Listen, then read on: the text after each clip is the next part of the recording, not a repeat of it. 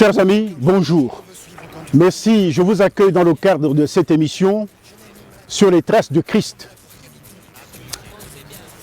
Je voudrais vous entretenir sur un sujet très important.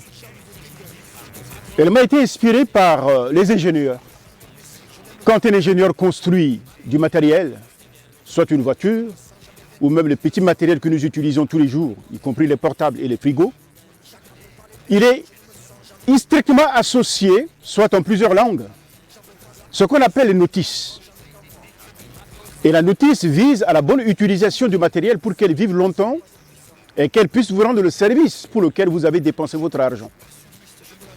Mais figurez-vous, nous ne sommes pas nés comme ça du néant. Nous avons été construits par un ingénieur qui s'appelle le Créateur, l'Éternel. Et à cela, Dieu nous a donné les notices, qui sont les notices de vie. Je m'en vais vous en décliner un argument. Mon fils ou ma fille, n'oublie pas mes enseignements. Proverbe chapitre 3. Et que ton cœur garde mes préceptes, car ils prolongeront les jours et les années de ta vie. Voyez-vous? Et ils augmenteront ta paix. Vous qui n'avez pas la paix là, voilà le secret. Que la bonté et la fidélité ne t'abandonnent pas, lis-les à ton cou, écris-les sur la table de ton cœur, tu acquerras ainsi de la grâce et une raison saine aux yeux de Dieu et aux yeux des hommes. Et surtout, confie-toi en l'Éternel de tout ton cœur et ne t'appuie pas sur ta sagesse. Reconnais l'Éternel dans toutes tes voies, V-O-I-E-S, et il aplanira tes sentiers. Confie-toi en l'Éternel.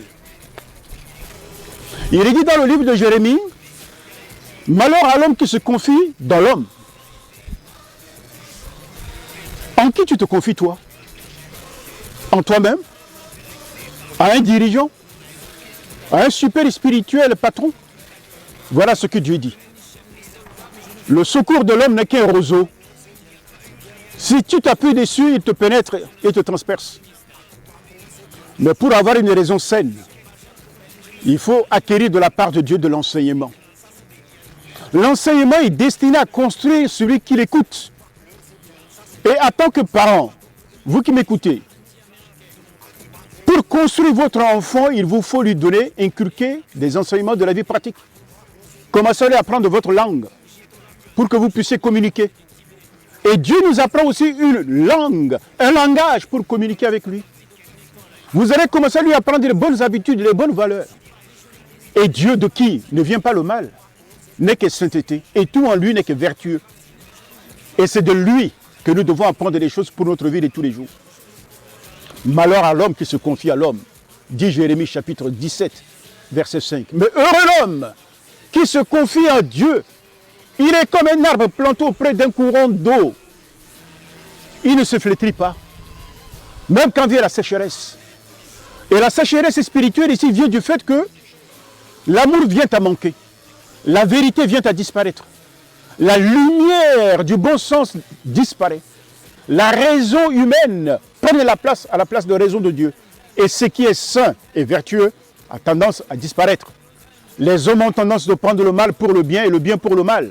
Ils considèrent amer ce qui est doux et ils considèrent doux ce qui est amer. Ils prennent la nuit pour le jour, ils prennent le jour pour la nuit. Voilà le monde dans lequel nous sommes. Ésaïe chapitre 5, verset 20. Mais Dieu a dit, viens à moi. Toi qui m'écoutes. Tu es mon fils, tu es ma fille. Même si tu es jeune, tu ne pourrais que construire ta vie qu'à l'écoute de l'enseignement qu'on te donne. Et cette parole aussi s'adresse à toi. Tu as tout à construire en tant que jeune. Tu as envie de construire ta personnalité, construire ton avenir, construire ta vie sociale, construire ta vie affective. Mais où tu vas trouver les éléments pour construire tout cela? Nous voyons dans notre monde des gens adultes, mais qui, à l'intérieur, c'est des enfants. Les femmes se plaignent de leur mari parce que le mari, il est mari, parce qu'il est âgé, il est capable de faire un enfant, mais à l'intérieur de lui-même, il y a un petit bébé qui est là, qui refuse de grandir, de mûrir. Ça suppose qu'il y a une carence sur le plan de la construction cognitive, affective, intérieure. Et la Bible donne les moyens pour se construire d'une manière intégrée, corps, âme et esprit. Et c'est auprès de Dieu que nous pouvons trouver tous les matériaux nécessaires pour cette construction. Dieu t'appelle. Ne t'appuie pas sur ton intelligence. Ne t'appuie pas sur ta sagesse.